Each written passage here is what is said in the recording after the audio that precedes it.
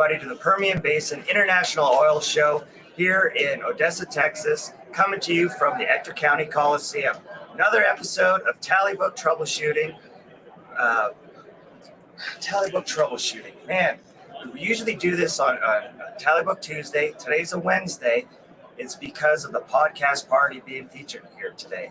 And I'm so excited for my next guest, who is actual sponsor of the podcast party, president of the Wireline Group, Kent Brown, right? Correct? I got that right. Like, that's simple enough. But after a few different names and days, it never hurts to check. And that, right. So, as a former Wireline guy, once again, thank you very much for this is new to the Permian Basin International Oil Show. A little bit of an idea. Before I get into an introduction, what's your feeling so far on it? I think it's good. It's exciting to see everybody back out, roaming around, making contacts. I've been doing the oil show for a long time. This is our third time as a company, but it seems to be good. I think the podcast gets it out there more. I think it's the trend of the future, so it's good. Awesome. So tell us, proper introduction for yourself. You can do it better than I can, I imagine. Where'd you start? Where are you now? And tell us a little bit about the Wireline Group. So I started here in Odessa in 1994. Started with a company called Wedge Wireline. It was later bought by Western Atlas, became Baker, made a transition over to Halliburton, and went to work for Gray Wireline for a little bit. And then my partners and I bought Capitan Wireline, which was a company that started here in the basin in '88, back in '09. And we grew it. We did a deal with an equity firm that owned the Cutters Group up in the Rockies, which was made up of Lone Wolf, Mesa, Wireline Specialties, and Legacy Cutters. Over the years, we've just kind of had so many names, we couldn't figure out a name, so we came up with the Wireline Group. Tried to make it simple. Seems appropriate. Seems like it fits. There's a few other companies involved too, isn't there? At this point, there was Cutters, Capitan. Who else local for here at the Permian Basin? Who else is? It was Cutters, Capitan, Lone Wolf, Mesa, Wireline Specialties. We did partner with API for a little bit, but we've since they bought the company back. Okay. So they're not in the mix anymore. But it's just the Wireline Group, and we're kind of getting all of our ducks in a row and getting ready to move forward. You've spent the predominant amount of your career, at least field work, here in the Midland Basin, Permian Basin? Yes, it's all been here in the Permian, except for 1 year I worked out in Los Angeles, and that was interesting. That's a different podcast, but it's become home. I didn't think it ever would be, but Permian Basin has become home. As a guy that grew up in Canada, came down here, I'm loving West Texas. It's been, I know maybe some people complain about the scenery a little bit, but It has been. The people are great. Great experience. My family enjoy it here as well, so I'm very happy to be here in Odessa, Texas, and once again, coming to you from the Permian Basin International Oil Show, sitting down here with the president of the Wireline Group. What has the Wireline Group got going on these days? What's the big news? We got oil up to 83. This good news or bad news for you? I can guess the answer. Well, we love it, right? If we can get our pricing up like everybody else in the industry, we're struggling to recover some of the pricing we gave back to the lower prices and when COVID hit. So it's good for the activity level. I think it's a different oil field this time around. I think a lot of it's based on cash flow. So I think there's a little more discipline going on in the oil field right now. And that's going to be interesting to see how that plays out going into next year.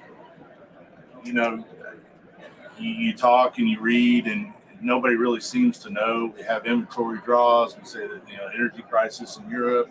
Saudi's saying look past the end of the year. We got an oversupply coming. So I don't know that anybody really knows. So I think financial discipline right now is going to be key for everybody going forward. Do you think if we hit 100, there's going to be this, drive for drill, baby, drill again, that kind of stuff? Or do you think the lessons of the past really are going to stick, like you say? Like, it seems like it is, but, there's always that temptation. Well, I don't know. I think, at $80 oil, we should be wide open, right? Because that's where we were in 14 before the slide started. I think if it gets to 100, you will see some people get very aggressive.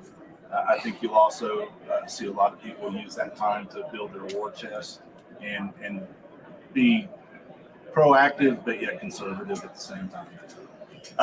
Lots of talk in the media, staffing shortage and stuff like that. How are you guys? Are you suffering from it? How are you guys dealing with it? What do you have any outside the box ideas? What are you guys doing, or maybe you're not affected by it? Well, here in the Permian, we pretty much do the day work stuff, so we don't have the rotational crews and the issues with housing and things like that go on.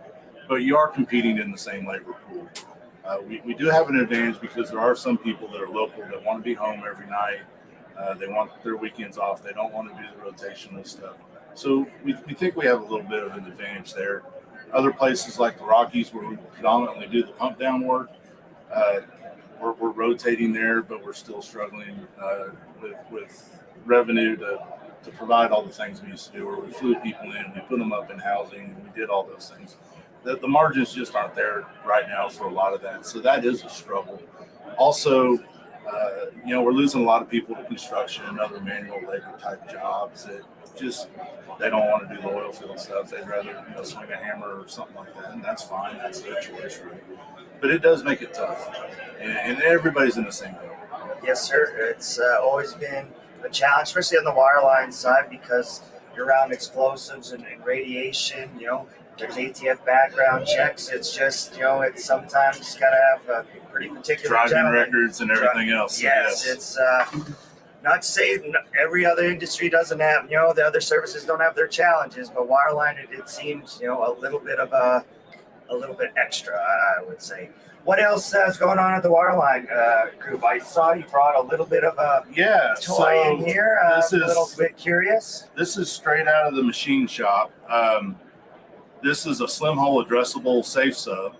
We don't even have a name for it yet. It's the only one in existence. We teamed up with Wellmatics, and what we realized is we have all these addressable systems for the perforating guns in the horizontal market, and we didn't have anything for the slim hole market.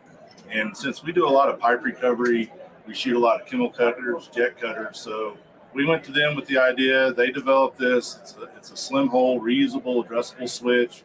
It just goes in there like a pill. It tightens down.